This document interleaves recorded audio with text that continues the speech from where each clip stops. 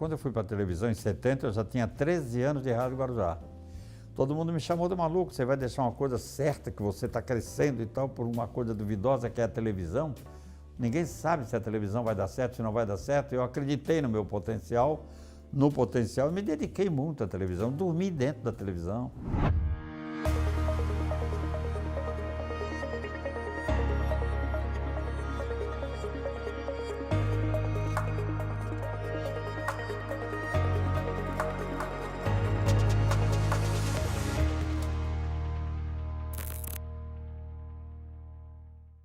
Eu nasci no dia 8 de março de 1941, em plena guerra, Segunda Guerra Mundial. Todos nasceram naquela época na maternidade Carlos Correia. Meus pais residiam na Avenida Mauro Ramos, onde hoje é o Instituto Estadual de Educação. Chamávamos naquela época de Campo do Manejo. Eu gostava muito, jogava muita bola ali, né? Eu morava na frente, atravessava a Avenida Mauro Ramos e entrava no campo, porque não tinha o Instituto Estadual de Educação. O fato mais curioso, assim, que eu me lembro, foi em 1950, na Copa do Mundo no Brasil, na inauguração do Maracanã. Na tarde famosa em que o Brasil perdeu o título para o Uruguai, nós estávamos jogando bola. E naquela época, as emissoras do Rio de Janeiro, a Rádio Nacional do Rio, entrava em Florianópolis como se fosse uma emissora local. Porque não tinha no rádio, no dial do rádio, não tinha tantas emissoras de rádio como tem hoje, né? Então a gente ouvia claramente como se fosse uma emissora local. Aquilo nunca me saiu da cabeça, ouvindo Jorge Cury narrar Brasil e Uruguai, com o Antônio Cordeiro, eram dois narradores, né? Corre, Guicha! Aproxima-se do gol do Brasil e atira! Gol! Segundo gol do Uruguai! 2-1 ganha o Uruguai! E aí, de tanto ouvir a Rádio Nacional, que era a grande emissora, considerada a maior emissora da América Latina, e o meu sonho era ir ao Rio para conhecer a Rádio Nacional. Isso só foi acontecer em 59, a primeira vez que eu fui ao Rio de Janeiro. Aí já era um garoto aí de 18 anos, 17 anos e tal, e fui lá. A primeira coisa que eu fiz foi exatamente ir na Rádio Nacional, pela paixão que eu tinha do rádio. Eu conhecia toda a programação da Rádio Nacional, e aí andei lá dentro, fui ao Maracanã e tal, e aí começa uma história que mistura o futebol com o rádio. É o povão de sua norte, ligadão no som mais forte do esporte, da Nacional. Quando o senhor foi para o Rio de Janeiro, o senhor já trabalhava? Já. Eu fui em 59.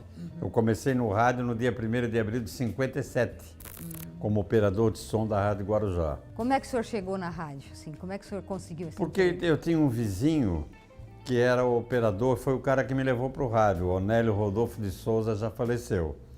E eu sempre dizia para ele, um dia que eu quero aprender aquilo e tal, e eu comecei a ir de noite para ele. Estudava de tarde e à noite eu ia com ele para a rádio.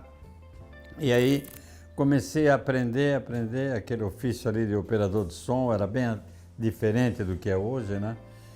E aí surgiu uma vaga, em 57 eles me deram essa oportunidade. Eu só entrava em programa com roteiro, com script, que é sonoplastia. O que é isso? Novela. Agora já tinha muita novela na época, né? Novelas famosas. Nós fizemos até o Direito de Nascer Aqui, famosa. Novela, programas humorísticos, que tinha um cast muito bom na Guarujá e tal. Nesses programas é que eu entrava, eu ensaiava junto com os radiadores e tal. Fiz uma pequena participação uma vez num programa lá. Foi ator? Aquela novela que só tem que o contra-rega bate na porta e o marido diz para a mulher, vai lá ver quem é. Aí o cara chega e diz assim, boa noite, telegrama para a senhora. E mesmo assim, aí o cara passa o dia inteiro ensaiando isso, nervoso, né? Hoje, apresentando o original de Janete Claire, A Estrada do Pecado. Gostei muito. Em 60, 3 anos depois, eu já era repórter esportivo. E aí já larguei estúdio também e me dediquei à rádio.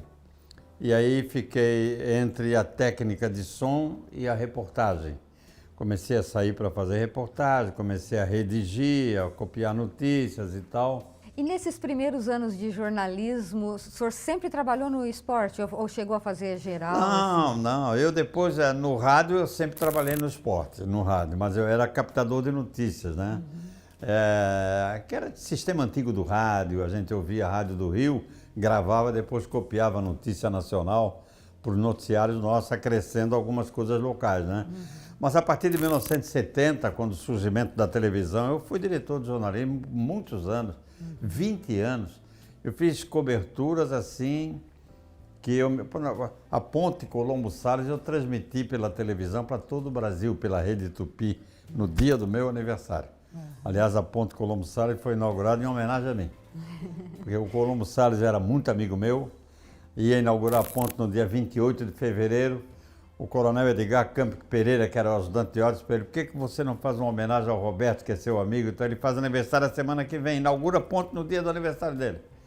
8 de março de 75, era um sábado à tarde, chovia, e eu tive o privilégio de, no lado da dona Deise e do Dr. Colombo Salles, cortar a fita e inaugurar a ponte Colombo Salles. Mas até lá, foram muitas as reportagens. No rádio, por exemplo, eu transmiti remo, transmiti jogos abertos em 1961, o primeiro foi em 60 em Brusque, eu transmiti em 61, eu cometi um monte de erro, dei muita mancada, como todo mundo que começa, né? A minha estreia, por exemplo, como repórter de campo no futebol, em 62, por aí, foi no Adolfo Konder, num jogo Figueirense e Hercílio Luz, os 22 foram expulsos de campo. E eu estreando lá no meio do campo. Um jogador lá do Hercílio Luz fez um gesto obsceno pro chefe do policiamento, ele quis parar o jogo, prendeu o jogador, aí o árbitro não deixou, aí começou a confusão. Moral da história, a delegação do Hercílio Luz e do Figueirense foram parar na delegacia. O delegado era o coronel Sidney Pacheco, que depois foi comandante da polícia, foi deputado. Saí do estádio, alguém segurou a transmissão no estúdio até eu chegar na delegacia. E ficamos até 2 horas da manhã, entrevistei todo mundo, delegado, entrevistei preso achando que era jogador. Foi um negócio de louco. Essa foi a primeira vez? Foi a primeira transmissão que eu fiz como repórter de campo na rádio. Aí, no dia seguinte, eu cheguei para trabalhar, fui para a rádio às 9 horas da manhã para saber qual foi a repercussão da minha estreia, né? Porque era um guri que botaram porque o titular faltou. E aí cheguei na porta, já tinha um me esperando e disse assim, estás com a bola toda, sobe logo. Quando cheguei lá, já tinha até uma escala feita para o próximo jogo de domingo com a minha inclusão. E eu ainda era operador de som.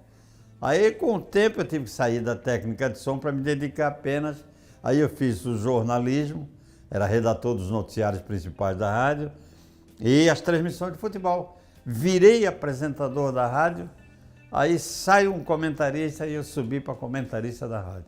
Quando eu fui para a TV em 70, eu já era comentarista esportivo da Rádio Guarujá, com 13 anos de atividade.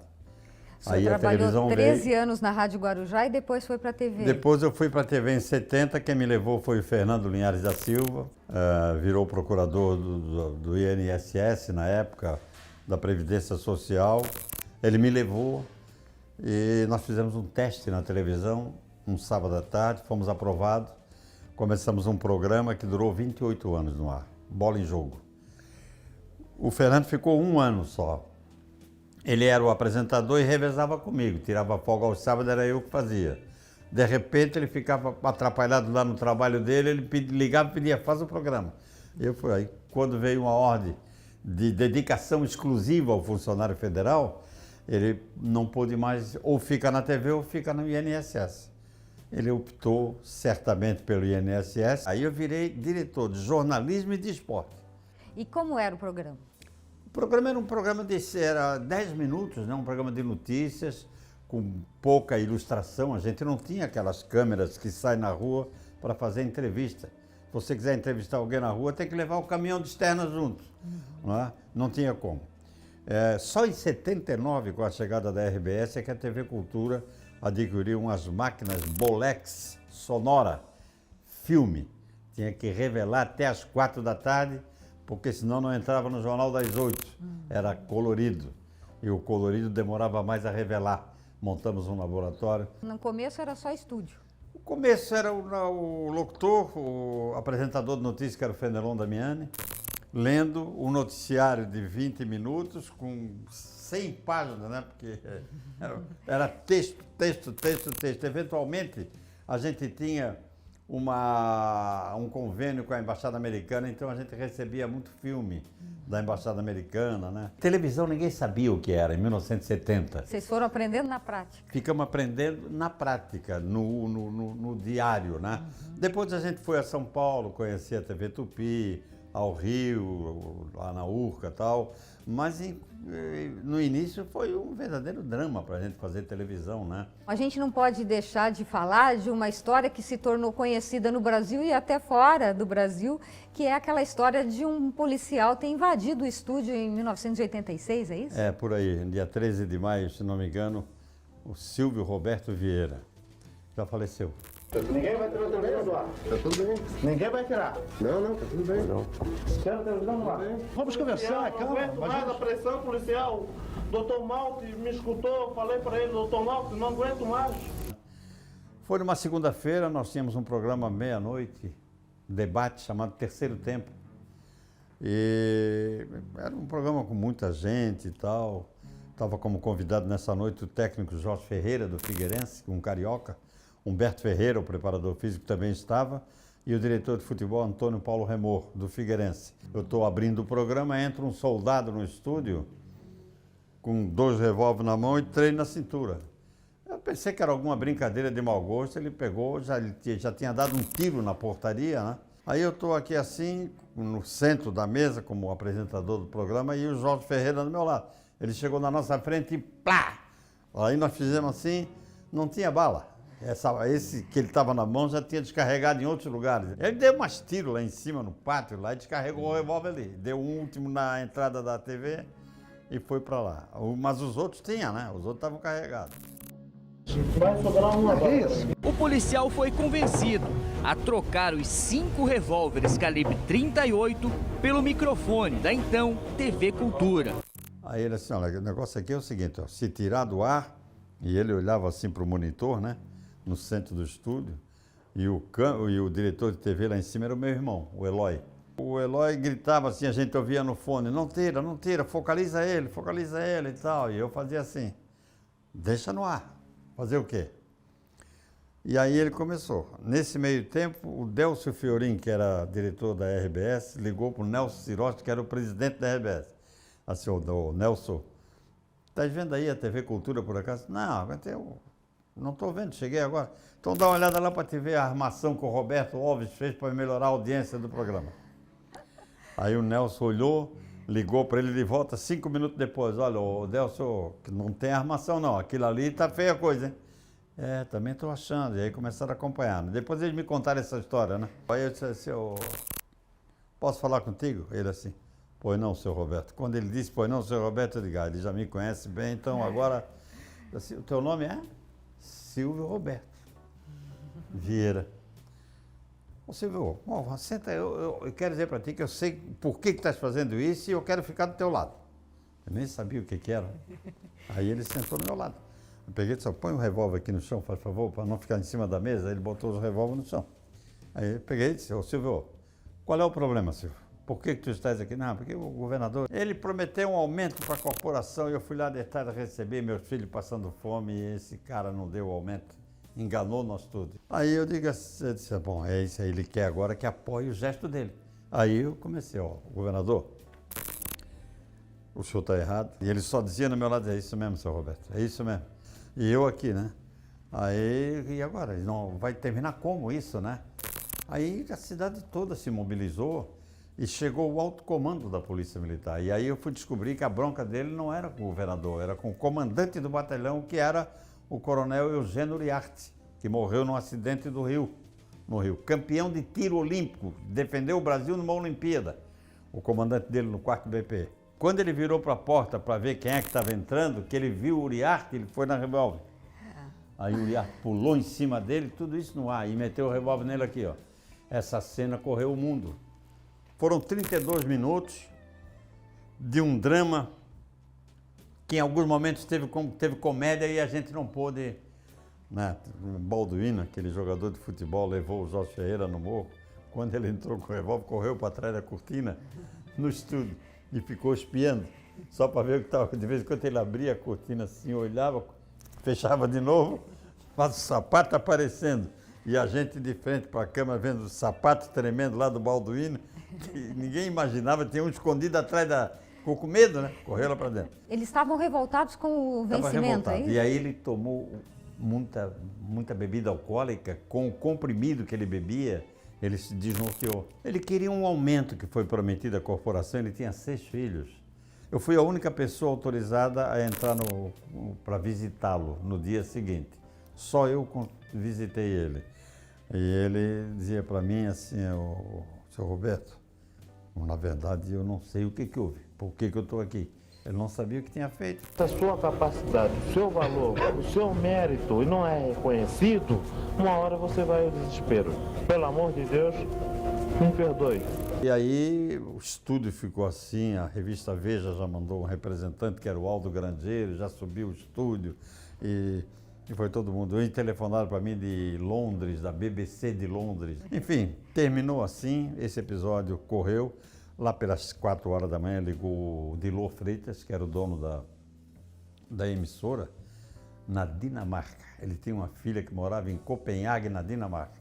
Ele viu essa imagem lá na Europa já de noite. O senhor chegou a passar medo em algum momento, assim? Achou que poderia acontecer o pior? No início, até entendeu que até ele sentar no meu lado, eu estava tremendo, né? Aí, na semana seguinte, o jornal O Estado fez uma enquete. Quem você acha que deve ser o futuro governador do Estado? Roberto Alves. Quem você acha que deve ser o futuro prefeito? Roberto Alves. Ganhei todas as pesquisas pela frieza, pelo episódio. Foi a pior coisa que me aconteceu na carreira, foi isso aí. Eu fiz muita bobagem, aconteceu muita coisa, estádio de futebol, saí dentro do jipe da polícia. Né? Uma vez saí vestido de soldado em Tubarão, soldado do exército, o jogo acabou às 5, nós saímos às 11 horas da noite. Porque a torcida queria pegar? O Avaí em último lugar no campeonato, vai lá e ganha do Ercílio Luz, que estava para chegar à decisão, eles não aceitaram, né? E aí sobra para quem? Para a imprensa. Ao longo de todos esses anos de carreira, o senhor tem uma parceria que ficou muito famosa no estado inteiro, mas principalmente aqui na cidade, que é o senhor e o Miguel Livramento, brincando e brigando. Às vezes parecia que vocês brigavam, a gente nem sabe se era verdade as brigas ou era uma encenação. Estou cansado. Aqui, ó. Estou cansado. Aliás, o telespectador não tem nada com isso aqui, também, ó, né? Deixa eu falar. Deixa eu falar, hein? Ó, vou dizer uma coisa, cara. Vou discordar de ti. Vou discordar do relato. Discordar de mim não é novidade nenhuma. Para mim, Não é novidade. é pênalti. Miguel Haroldo do Livramento. Na televisão não tem nada ensaiado a não ser novela. Na televisão, se você ensaiar, não sai a coisa direito. Você vai ensaiar uma briga como? Como é que vai acontecer essa briga? Tem que ser o natural. E nós nunca ensaiamos nada. E já te explico por quê. Porque eu ia cedo para a televisão, 8 horas da manhã, e ele ia para a rádio. Ele só chegava lá em cima meio-dia, meio-dia e 20, porque ele tinha um programa na rádio até meio-dia. E o nosso programa era meia hora. Ele chegava 10 minutos antes, eu não falava com ele antes, só no ar. Pra mim é pênalti. Pra mim isso aí, se isso aí não é pênalti, a minha avó é uma bicicleta. Repete aí, eu quero ver de novo. E congela como congelado. Quer dar uma tesoura, rapaz? Que é isso? E ó, aí o cara vai ultrapassar na estrada o outro, a intenção dele é ultrapassar. Mas bate lá, mata uma família toda. Qual foi a intenção dele? Eu não aguento mais esses absurdos dessas comparações. Enfim, o Miguel eu levei para a televisão, para a TV Cultura em 1979. Ele trabalhava na Rádio Jornal Verdade. Ele fez muito sucesso na rádio com um programa chamado 0 Hora Esportiva, meia-noite. Um programa de esporte meia-noite no rádio, quem é que vai ouvir isso aí? E fez um grande sucesso. Ele se destacou. Eu ia lançar uma mesa redonda, eu já estava há 9 anos na TV, ia lançar uma mesa redonda, um debate domingo à noite, eu digo, eu preciso de um cara bem engraçado assim, para brigar, para fazer alguma coisa, chamar a atenção. Eu peguei e levei ele. Foi uma sintonia, assim, de primeira. Foi. Porque ele foi para a RBS, voltou, trouxe ele de volta, ficou um pouco, depois levei ele mais uma vez junto comigo para a RBS, depois, eu fui antes, ele foi depois, mais tarde. Porque você vai perguntar para ele, e essa parceria com o Roberto? Ele vai dizer a seguinte resposta para ti. Eu aprendi a conviver com os defeitos dele e ele aprendeu a conviver com os meus defeitos. Por isso que deu certo. Ó, diretoria, permanência na Série A. É uma exigência. Tá entendendo? Parabéns. É isso aí. Mas em 75, como curiosidade, a Globo mandou o seu diretor-geral de jornalismo, Walter Clark, que era uma figura muito conhecida, e tinha como assessor o Boni, José Bonifácio de Oliveira Sobrinho. O Walter Clark veio a Santa Catarina fazer uma palestra na Casa do Jornalista. E eu estou lá, fui ver, né? Eu era diretor de jornalismo lá, de uma emissora amadora e tal, mas com uma audiência que a Globo não ganhava em Santa Catarina. Era o único estado da federação que a Globo não ganhava. A audiência não era líder. A líder era nós aqui com a TV Tupi. Porque nós éramos aqui da capital, a emissora da Globo era de Blumenau, a TV Coligadas não entrava muito bem aqui, tinha problema de sinal e tal. E o Walter Clark perguntou ao falecido Nazareno Coelho, que era o presidente da casa, assim, eu queria falar com alguém da tal da TV Cultura aí, eu queria saber, quero visitar essa TV. Aí o Nazareno disse, aquele rapaz ali é o diretor de jornalismo. Aí ele falou comigo, eu levei ele no morro, apresentei o Darcy Lopes. Darcy Lopes era quem? Presidente da TV Cultura, foi o fundador da TV em Florianópolis. Ele e depois os seus diretores juntos. O que aconteceu? Aconteceu que depois da visita, ele ficou tão empolgado com o amadorismo nosso, mas com a identificação com a comunidade, ofereceu na hora a Globo para a TV Cultura. Sai a Tupi, entra a Globo na TV Cultura e tira Coligadas. O que aconteceu? Darcy, por uma fidelidade à rede Tupi, que ele sabia que não estava bem, Tupi sempre foi muito confusa, né? Mas foi a grande escola da televisão brasileira, ele não aceitou. O Walter Clark disse para ele assim, ô Darcy, a sua emissora, a TV Tupi, que lhe fornece a programação, daqui a 3, 4 anos vai fechar. Aí o Darcy disse, eu sei disso, por uma fidelidade ao senador João Calmon, que foi quem tratou toda a documentação da TV Cultura em Brasília, colocou o nome de TV Cultura, ele era senador e ministro da Educação, e rejeitou a Globo. Em 79 a Tupi fechou. A RBS ganhou a concessão de canal, e foi uma coisa que deixou o Darcy muito triste, né? Porque a Constituição é clara, onde há grupo local disputando a concessão do canal aberto pelo governo, prioridade 1, o grupo local. E se formou em Santa Catarina 4 grupos. Aí, por questões políticas, que eu não vou entrar nisso aqui agora e nem vale a pena, ganhou a RBS. Primeiro ato da CIF, vendeu a televisão. Reuniu a direção e disse, ó, vem chumbo grosso por aí. Eles são muito profissionais, eu conheço a família Sirotsky e tal, eles são muito competentes, não sei como eles ganharam a concorrência, ganharam e foi legal, não quero mais saber. Comprou o Dr. Mário Petrelli. Mário Petrelli com Flávio Coelho, lá de Blumenau, a turma da TV Coligadas, comprou. Aí juntou a Coligadas de Blumenau com a nossa daqui, e o Darcy caiu fora, o grupo dele caiu fora. E passaram a transmitir qual rede? Aí o governo, nós fomos no primeiro momento, nós fomos agraciados com um canal do SBT. Ficamos com 2 anos no SBT. Qual era a grande atração naquela época? J. Silvestre, O Céu é o Limite, um programa de perguntas e respostas. E o Silvio no domingo, né? Aí a empresa aqui, o Mário Petrelli negociou a empresa com o empresário de Lô Freitas de Criciúma. Era o dono da Secrisa, Manuel de Lourdes Freitas. Ele era o dono da TV Eldorado. Lá ele já tinha Bandeirantes. Aí comprou aqui e passou para Bandeirantes. Ficamos 12 anos na Bandeirantes. Foi melhor para vocês? Foi porque a Bandeirante tinha, para mim principalmente, a Bandeirante tinha Luciano do Vale, que era o grande comandante do esporte, tinha Juarez Soares, tinha um time realmente espetacular. Tanto que o sonho do Luciano do Vale era ter um programa domingo só de esporte. E aí ele criou Show do Esporte, das 11 da manhã às 8 horas da noite. Vocês participavam? Participavam. Nós entrávamos daqui com matérias daqui, às vezes ao vivo, quando tinha um fato relevante, né? O programa era todo ao vivo, né? Aí, outro fato novo. O Dilor negociou a empresa, vendeu a rede. E comprou a nossa aqui, comprou o grupo empresarial político de Curitiba, do Paraná, Martinez. Então, criou-se a rede OM. Oscar Martinez era o pai do deputado federal, o José Carlos Martinez. E aí nós ficamos nessa rede OM. Foi quando veio trabalhar aqui o Galvão Bueno.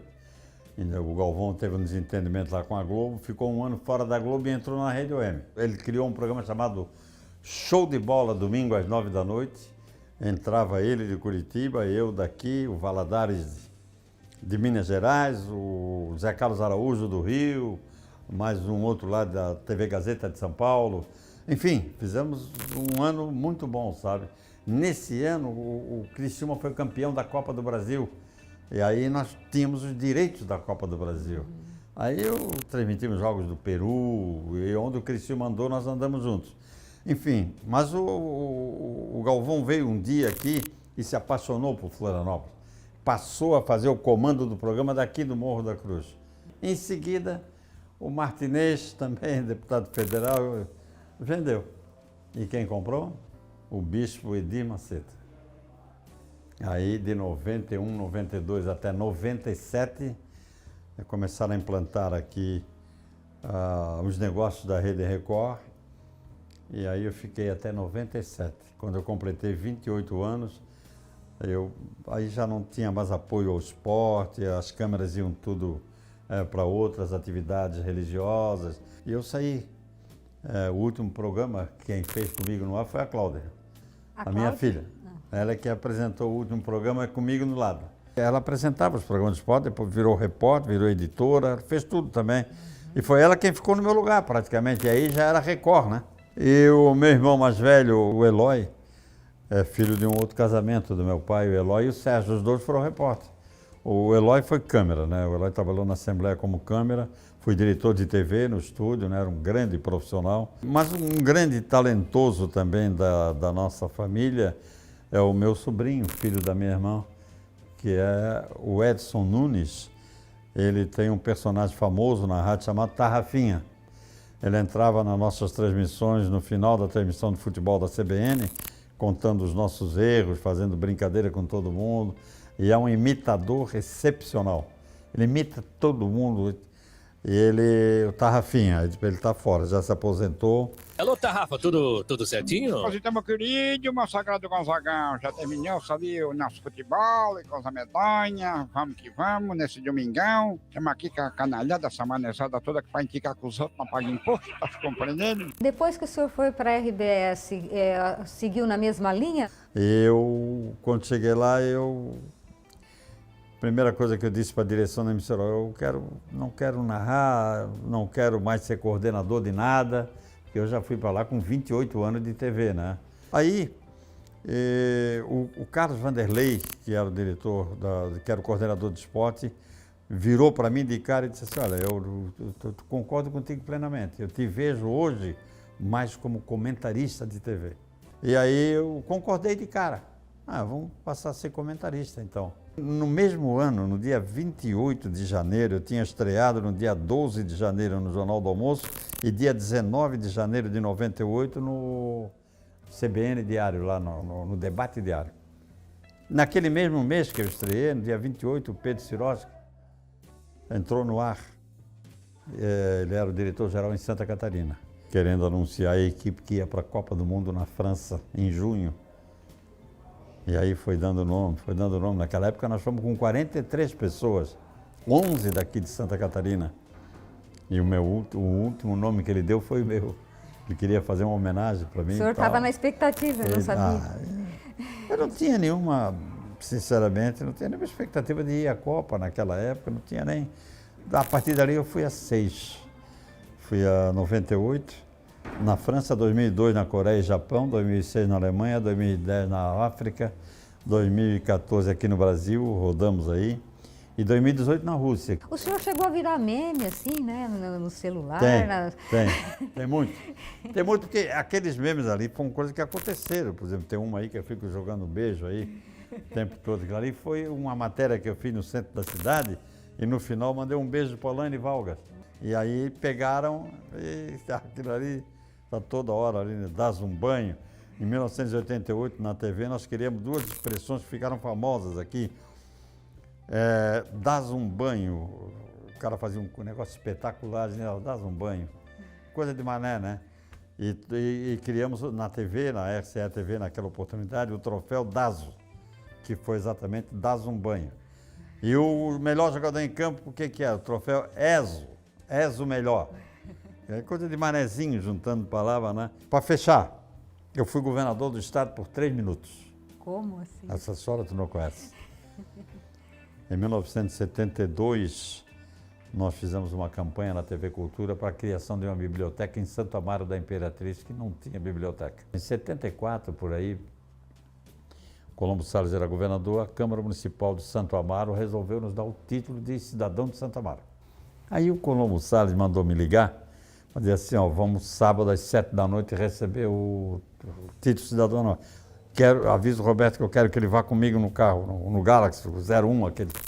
Eu entrei, sentei, não sabia, na posição que fica o governador. E tem a posição do governador e tem a posição do carona, né? Eu não estou sabendo disso, entrei ali e fiquei. Aí chega o Colombo Salles. Aí quando ele foi abrir a porta, ele olhou, viu que eu estava ali, ele deu a volta, sentou no lado do carona. E foram rindo daqui a Santa Amaro e eu não sabia o que era. Quando chegamos em Santa Amaro, às 7 horas da noite, aquela praça não cabia ninguém. O Galaxy entrar e encostar na frente da câmera, assim, foi um drama. Policiamento, banda da polícia, tudo. Que quando ele encostou, parou, sem um tenente, abre a porta e eu saltei. Quando eu saltei, ele disse, Tenente Cardoso pedindo ordem para começar a solenidade. Ordem concedida. Aí toca um pedaço protágio do hino de Santa Catarina, depois toca o hino de Santa Catarina e eu ali. O hino aí, eu com o rabinho dos olhos e o Colombo rindo dentro do carro. E o outro também, o meu militar, nem saltou também. Ficaram lá dentro. Aí daqui a pouco, Tenente Cardoso pedindo ordem para adentrar ao recinto, ordem concedida. Vamos embora. Aí o Colombo salta, vem, para na minha frente assim. Engenheiro Colombo Salles pedindo ordem para a solenidade. Ordem concedida, pode entrar. Eu fiquei 3 minutos, como se fosse o governador do estado. Está no livro. Quem é Roberto Alves? Roberto Alves era um garoto pobre, com muita dificuldade na vida, já enfrentando com 1 ano e 8 meses de idade uma separação de pai e mãe. Não tive a oportunidade de chamar alguém de mãe na vida, não tive esse privilégio. Tentei uma reaproximação com o tempo, não consegui. Minha mãe morreu quando eu estava na Coreia, em 2002. Meu pai morreu muito cedo, morreu em 1972. Eu sou o mais velho. O mais velho é a minha irmã, que foi quem me criou desde 1 ano e 8 meses, né? A Leia, né? E eu saí com a minha irmã me cuidando, com a minha avó me cuidando. E a gente foi enfrentando a vida com muita dificuldade. Um sapatinho por ano, mas a bola no Natal, essa era imprescindível, era a única coisa que eu queria. Quer sapato? Não quero sapato, quero uma bola. O senhor sempre gostou muito de futebol. Chegou a jogar futebol, não? Eu joguei bola, né? Joguei bola. Mal, mas joguei, né? E aconteceu um fato muito interessante também, sabe? Que está na minha história. E tá aí, talvez tenha sido a razão pela qual eu fui direto me dedicar ao rádio. Porque quando eu era garoto, estava jogando uma bola no campo do manejo com 15 anos de idade. E aparece um senhor de terno. Aí o camarada parou, deixou o jogo terminar e disse assim, ô garoto, vem cá. Tu quer jogar no Avaí? Eu digo, no Avaí? No Avaí, no Figueirense, onde for, quero, claro que quero. O cara era diretor do Avaí, né? Foi o primeiro campeonato juvenil de Florianópolis. Aí o técnico foi com a minha cara. Esse vai ser o nosso craque. Na semana da decisão do campeonato, nós íamos jogar com o Figueirense. E se empatasse, o Figueirense ia decidir o título com o Paulo Ramos. Nós tínhamos que ganhar do Figueirense. Aí eu descobri um fato na minha vida que me perturbou. Por que esse cara me chama de Betinho? Por que eu sou o dono do time? Por isso, por aquilo. E lá na arquibancada, todo jogo do Avaí, tinha uma senhora e gritava meu nome, Betinho para cá, Betinho para lá.